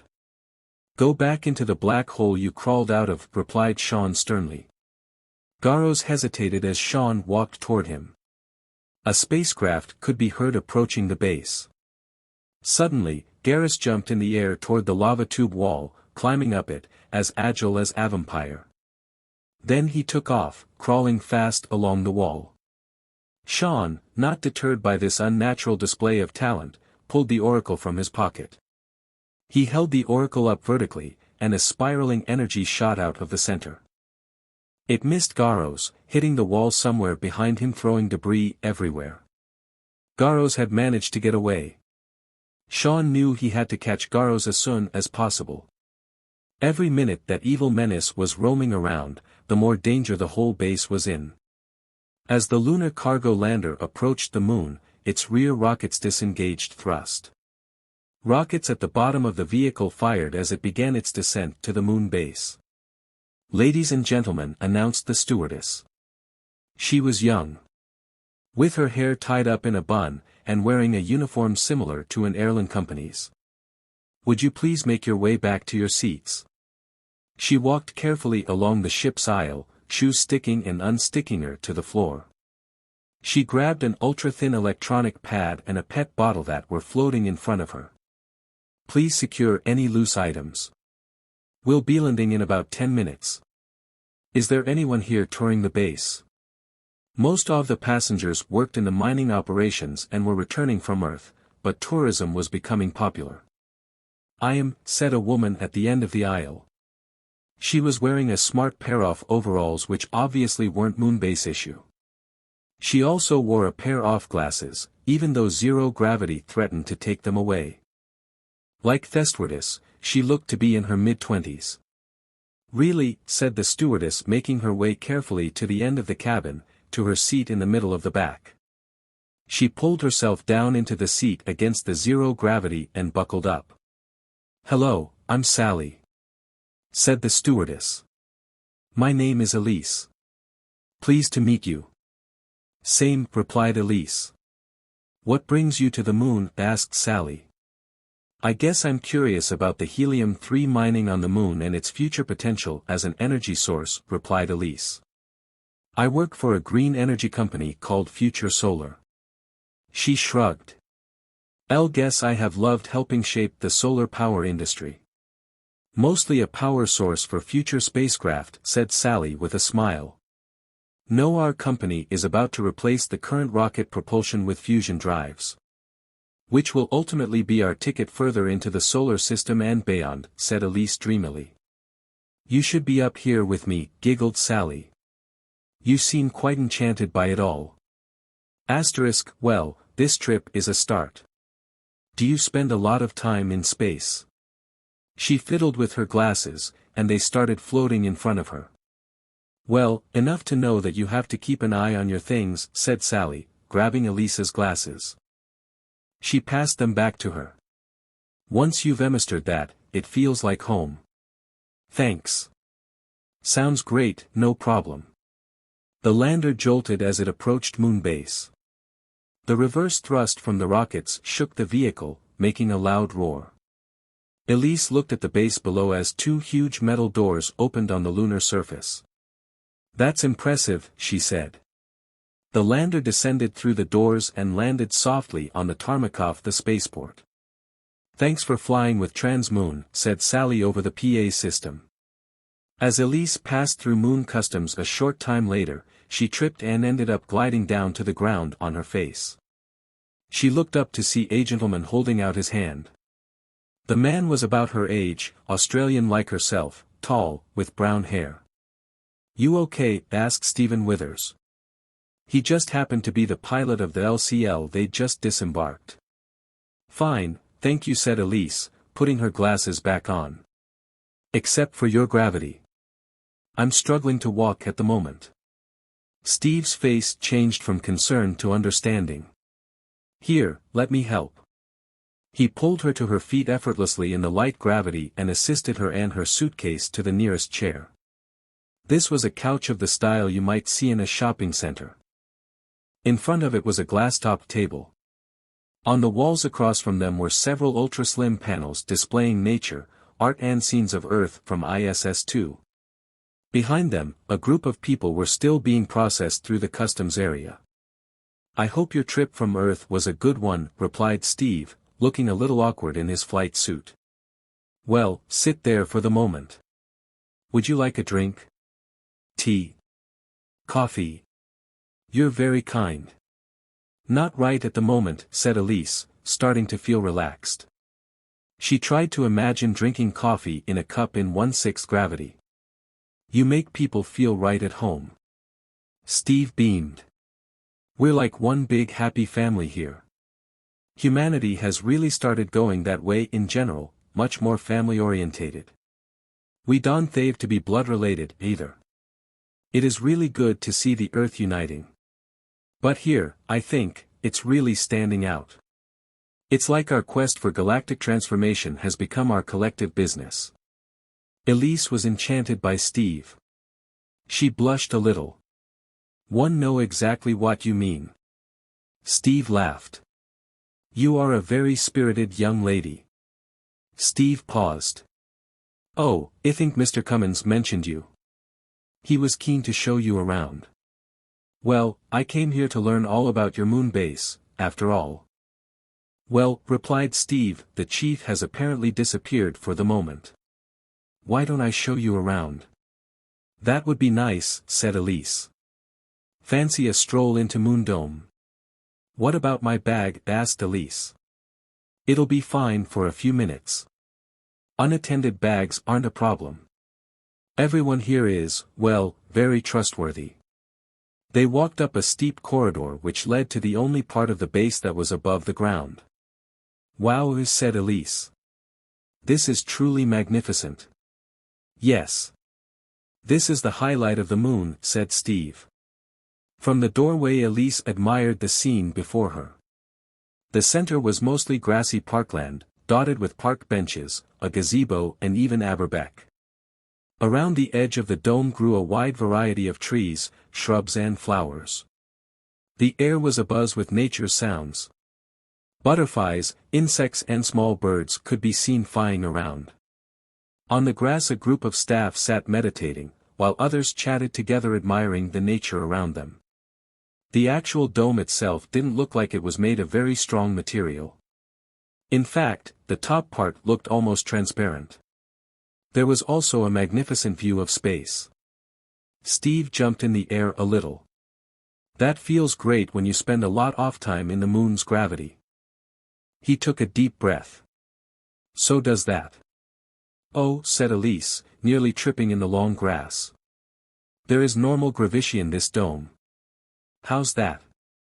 "Fascinating, isn't it?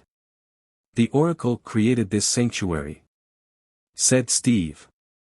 Elise and Steve sat down on one of the park benches in the center of the dome. "What's the Oracle?" asked Elise. "It's a medallion that Mr. Cummins owns. It was buried here by an alien about 80 years ago," said Steve. "Did he tell you this?" asked Elise. "Well, one day Elle just happened to come into his office and he was fiddling with it," said Steve. "I guess he had to tell me about it after that." "I guess I've got more to talk to him about than I thought," said Elise. They sat in silence for a moment. "Just think of what humanity can achieve and we start venturing into space," said Elise. "Elle's highly likely this would be how we'd be traveling," explained Steve. "Just think of it, something much larger than this," he said, gesturing toward the dome around them, with apartments, shops and recreational facilities, all inside a huge starship. "Alpha Centauri, here we come," said Elise. "There and beyond," said Steve. "But our distances will only depend on our propulsion technology at the time. The idea of hypersleeps or traveling in space for a very long time is not realistic." "Yes. We're human beings after all," replied Elise. "We need Earth and nature to sustain our existence." "Exactly," said Steve. "Mr. Cummins always makes sure his staff get back to Earth when they're supposed to." "How much does Moondome compensate for the period of stay?" "That's something they're studying," replied Steve. "They still don't have anything that emulates the rain, wind, waterways, the sun, well, a normal sunny day, anyway." "Well, we're not God, after all," said Elise. "Well, we weren't as close to him until everyone became transformed. At least when we became gurus," said Steve. "And the Oracle?" asked Elise. "That's Mr. Cummins' baby. He won't divulge much about it other than that all the keepers on the moon will become part and parcel of it," said Steve.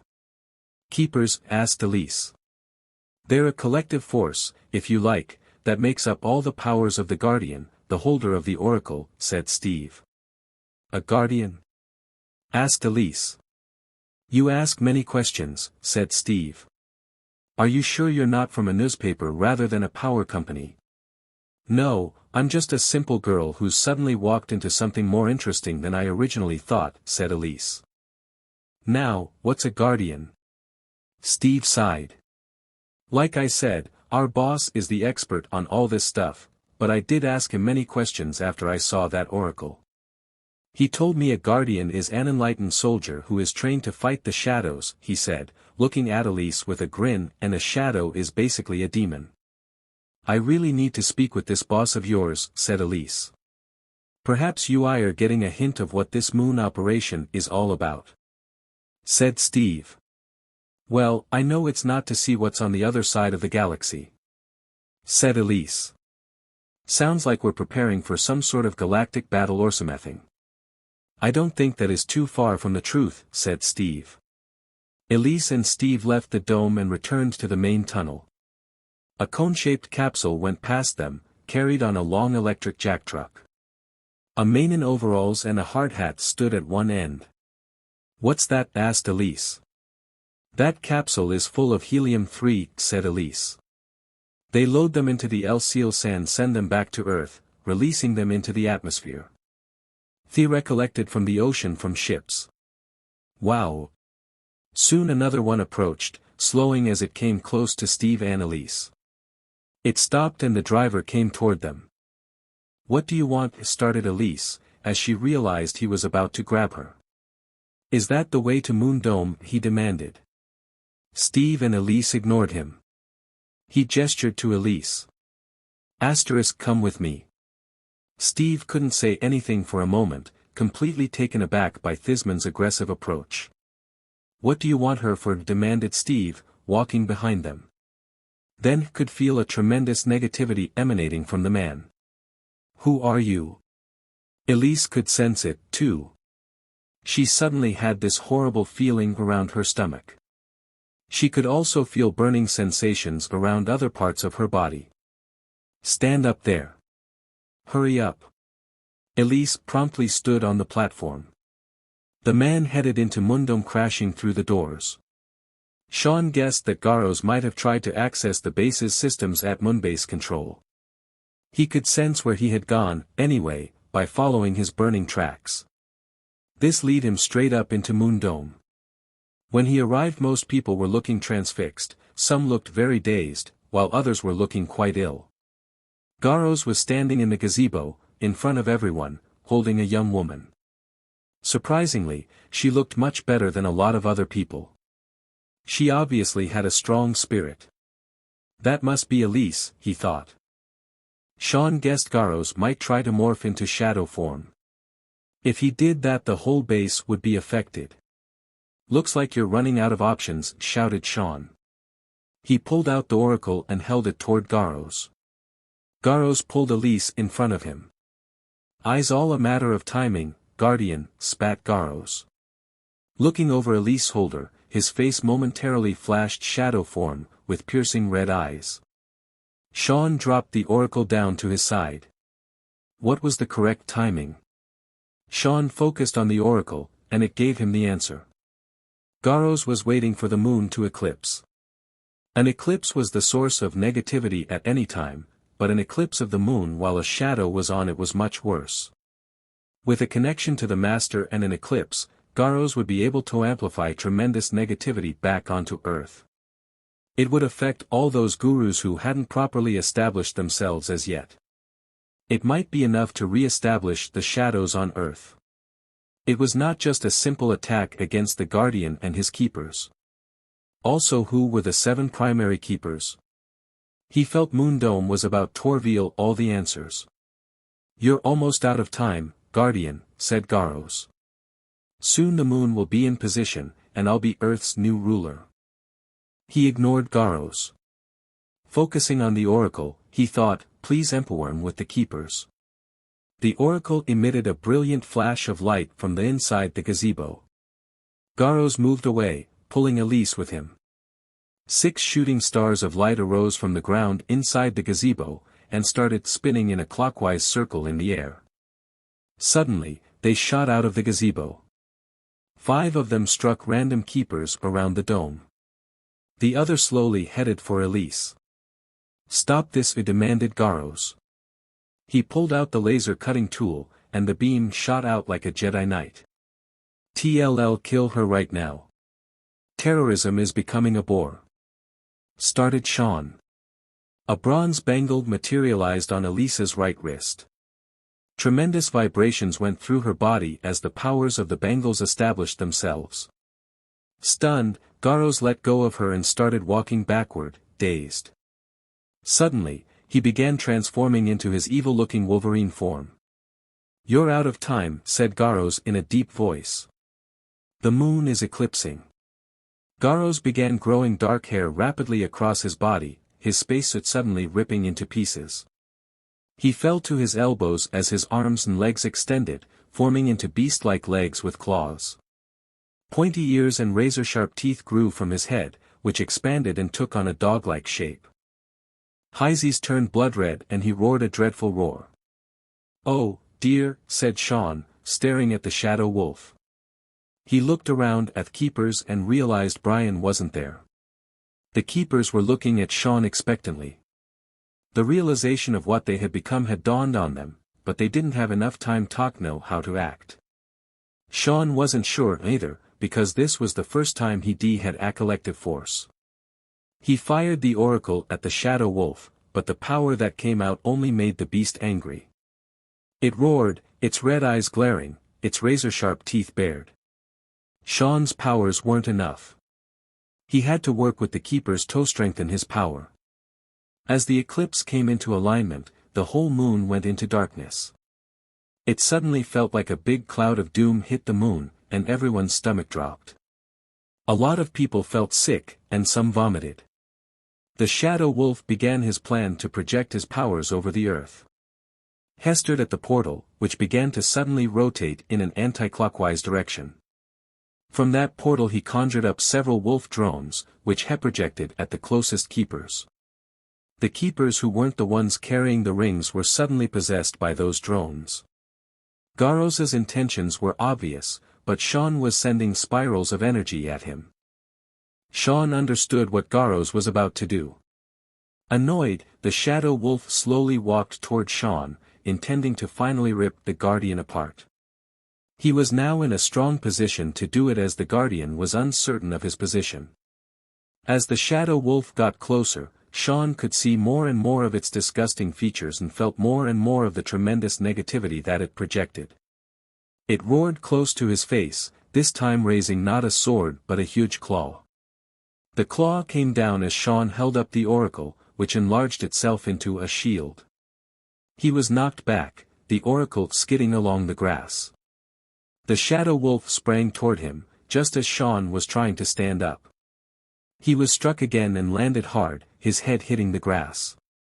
Sean was dazed but still conscious. He looked along the grass and could see the oracle as little further away.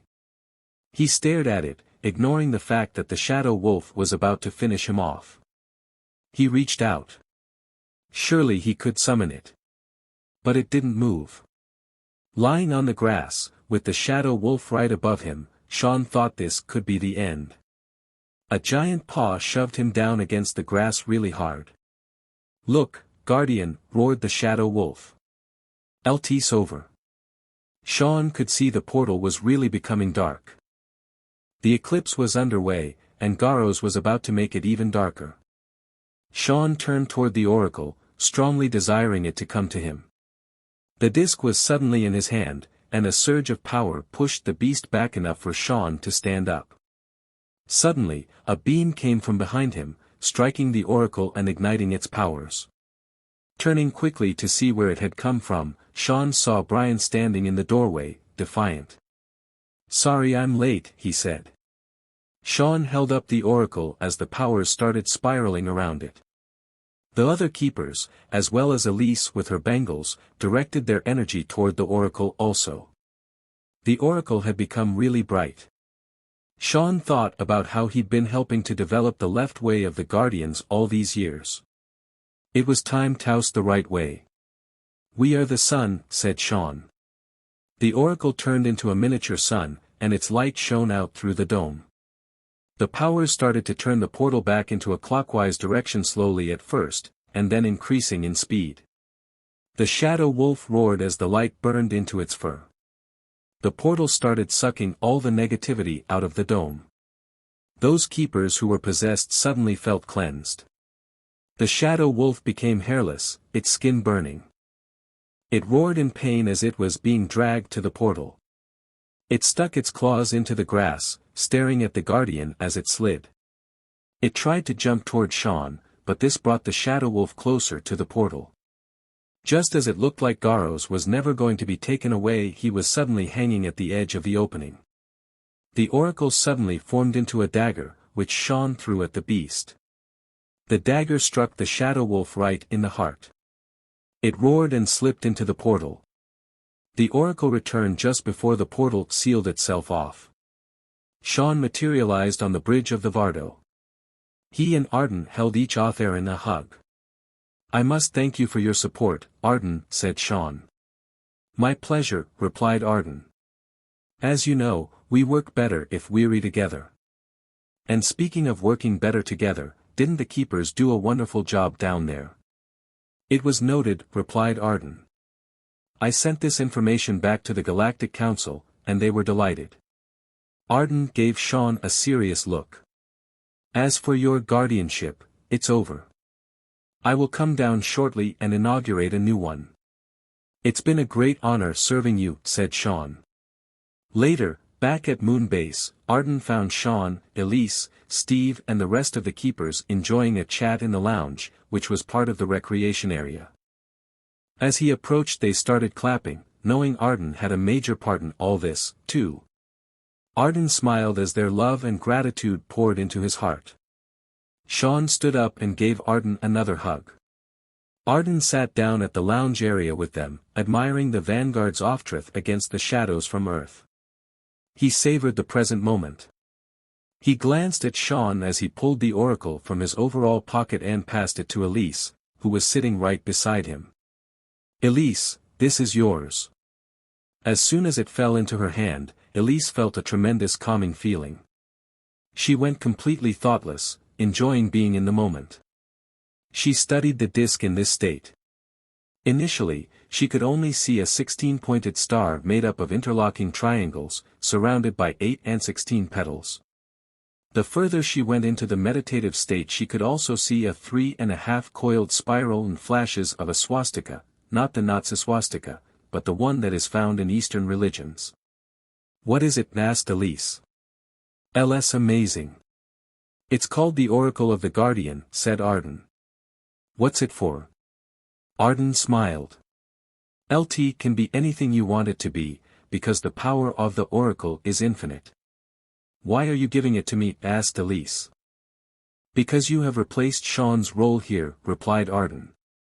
You are now the Guardian on Earth. There was a long silence. You speak of Earth as if you're from somewhere else. Yes, I'm from a planet called Caldon. It's several light years away from Earth. This is big, Elise whispered to herself. You don't need to worry. The Oracle will reveal its secrets to you as you acquire them, said Arden. These shadows, what are they? Asked Elise. Would she have to fight these creatures now? You needn't be concerned about the shadows, replied Arden. The Oracle will train you, will help you, will work for you in much the same way it helped Sean defeat the recent one, not from direct mental will, but through thoughtless desire.